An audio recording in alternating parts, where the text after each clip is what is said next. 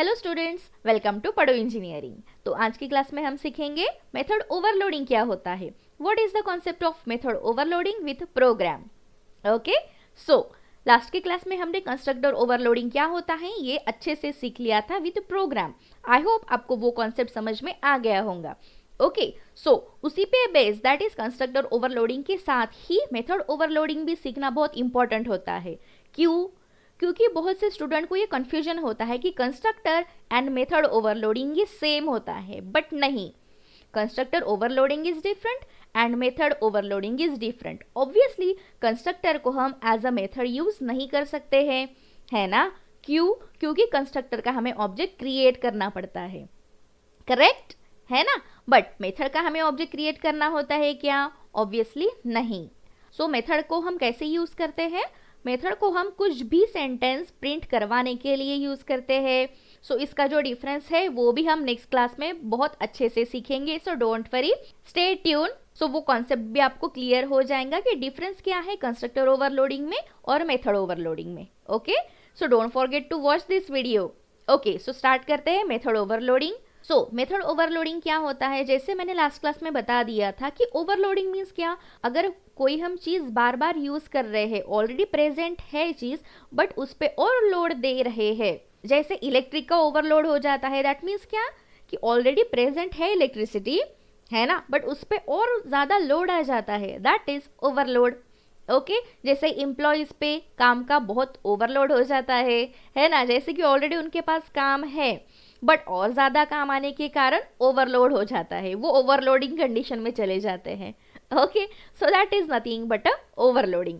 सो वैसा ही कॉन्सेप्ट यहाँ पर भी यूज होता है मेथड ओवरलोडिंग के साथ।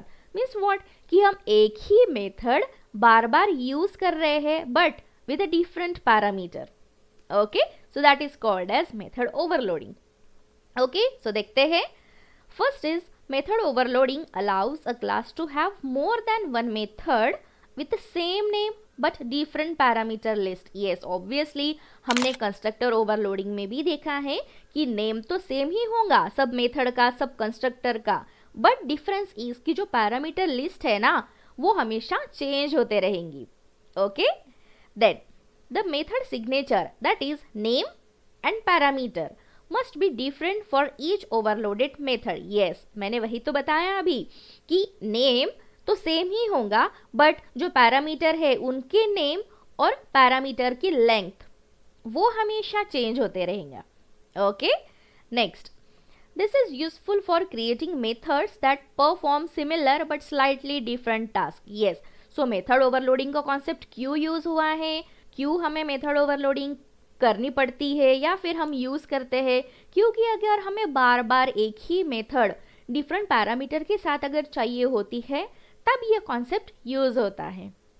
Okay, and the last is method overloading increases the readability of a program. Obviously अगर हमें कोई भी दो पैरामीटर है उसके लिए हम एक मेथड लिखेंगे, है ना। 3 पैरामीटर्स के साथ ऑपरेशन करना है उसके साथ हम अलग मेथड लिखेंगे, तो ये काफी इजी हो जाएगा प्रोग्राम करने के लिए।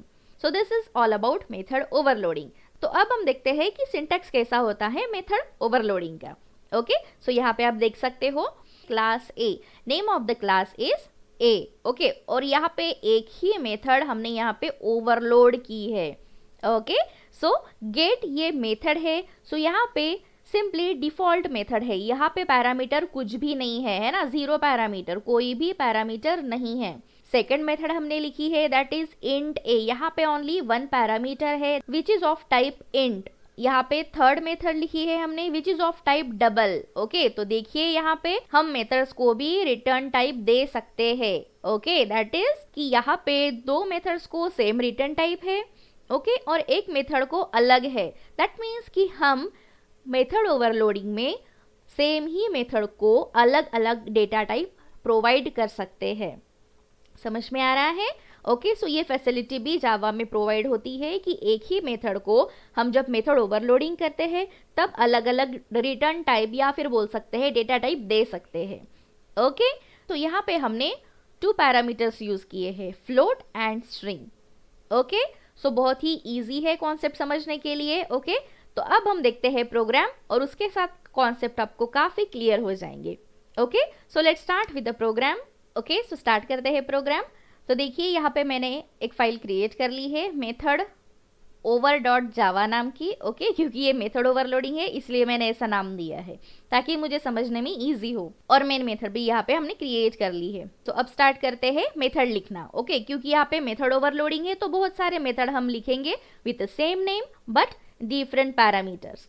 ओके, सो पहले हम अपने मेथड्स ही क्रिएट कर लेते हैं। हम मेथड का नाम देते हैं ऐड, क्योंकि हम ऑपरेशन परफॉर्म करेंगे ऐड। ओके, दैट इज हमें सम ऑफ कुछ नंबर्स ये प्रिंट करवाना है। सो मैं सिंपली यहाँ पे कर रही हूँ पब्लिक इंट और ऐड। ओके, इसमें पैरामीटर देते हैं, जैसे मैं 2 नंबर्स मुझे प्रिंट करवाने हैं, ऐड करवाने हैं, है ना। तो मैं दे रही हूँ int a and int b. यहाँ पे डॉट हो गया है तो डॉट नहीं चाहिए, कॉमा। ओके, सो यहाँ पे हम करेंगे रिटर्न, क्योंकि ये मेथड है तो हम क्या करेंगे, इसी में हम ऑपरेशन परफॉर्म कर देते हैं, that is a plus b. Okay, it's easy, समझ में आ रहा है। अब ये हो गई फर्स्ट मेथड। और एक मेथड हम क्रिएट करते हैं पब्लिक इंट, और इसी में क्या देंगे, अब हम 3 पैरामीटर पास करेंगे। ओके, सो इंट सी, इंट डी, इंट ई। ओके, और इसकी बॉडी भी क्रिएट कर लेते हैं और यहाँ पे रिटर्न करते हैं c plus d plus e। Okay, it's easy. Okay, समझ में आ रहा है। तो यहाँ पे रेड लाइन क्यों आ रही है, देखिए ऑब्वियसली हमने मेथड का नाम ही नहीं लिखा है। ओके, देखिए, ठीक है। तो यहाँ पे हमने 2 पैरामीटर्स पास किए हैं और यहाँ पे 3 पैरामीटर्स। ओके, अब क्या करेंगे कि एक एरे वाली मेथड भी क्रिएट कर लेते हैं जो कि काउंट करेंगी कुछ नंबर्स और प्रिंट करेंगी। ओके, तो यहाँ पे लिखते हैं पब्लिक इंट ऐड। ओके, और यहाँ पे एक एरे लेते हैं, इंट को एरे और नंबर को NO। ठीक है, देन इसकी बॉडी क्रिएट करते हैं। ओके, और एक वेरिएबल हमें लेना होगा जिसमें वैल्यू स्टोर होंगी। So sum is equal to 0 initialise कर देते हैं। अब एक फॉर लूप चलाएंगे हम। तो इसमें लिखते हैं इंट, एक वेरिएबल ले लेते हैं और उसमें हम स्टोर करेंगे हमारी नंबर की वैल्यू, है ना। तो इसके बॉडी में सिंपली हम सम को प्रिंट करवा देते हैं। तो sum is equal to n, और रिटर्न भी तो करना है, सो रिटर्न सम। ओके, सो ये हो गया एरे।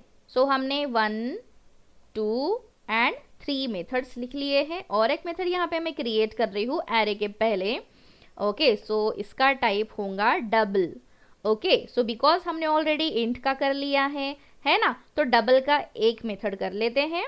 सो यहाँ पे ऐड, और यहाँ पे हम पैरामीटर पास करेंगे डबल में। सो डबल में यहाँ पे कर रही हूँ f, और फिर से एक ले लेते हैं f एंड यहाँ पे g।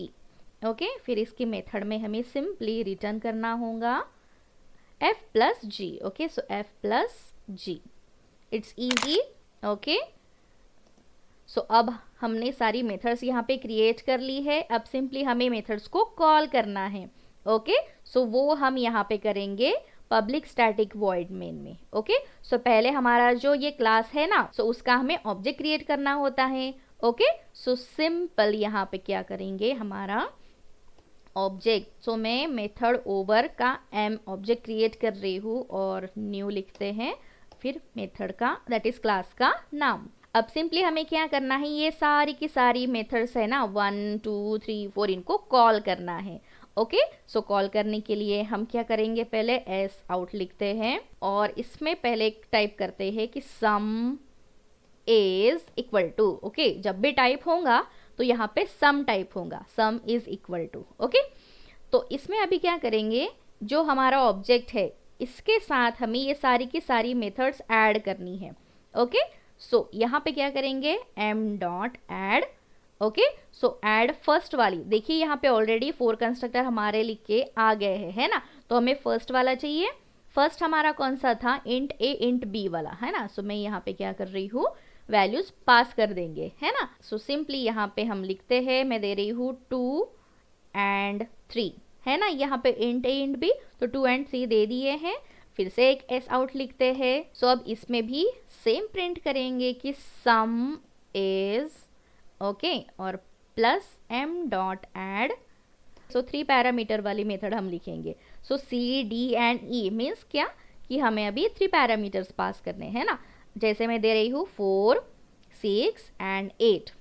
और एक एस आउट लिखते हैं डबल के लिए, है ना। सो यहाँ पर भी सेम सम इज और यहाँ पे equal to plus m dot add. और ये डबल वाला लिख लेते हैं ना। सो डबल में अभी क्या लिखेंगे, देखो f एंड g की वैल्यू हमें पुट करनी है। सो सिंपली मैं कर रही हूँ 2.7 okay and 4.8 okay and the last is S out लिखते हैं और यहाँ पे लिखते हैं सम इज इक्वल टू और प्लस m डॉट एड। तो इसमें हम वैल्यूज पास करते हैं 1, 2, 3, 4, 5 एंड 6। यहाँ पे रेड लाइन शो हो रही है क्यों कि देखिए the method add in a type method over is not applicable for the argument. क्यों, ऑब्जेक्ट क्रिएट करना होता है एरे का। सो यहाँ पे क्या करेंगे, सिर्फ न्यू इंट और यहाँ पे कर देते हैं पैरामीटर्स पास और इसे लेते हैं हम पैरेंथेसिस में। ओके सो यहाँ पे